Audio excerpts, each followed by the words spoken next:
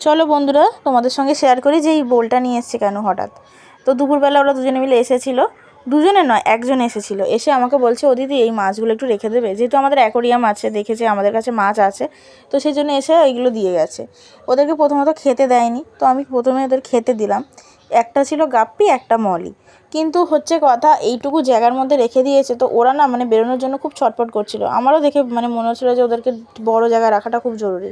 তো ডাকতে যখন গেলাম গিয়ে দেখি যে বাড়ি নেই, পড়তে গেছে। তারপর বিকেলবেলা এসেছে, এসে বলছে দিদি এর মধ্যে রাখবো। তাই বললাম ঠিক আছে রাখ এর মধ্যেই।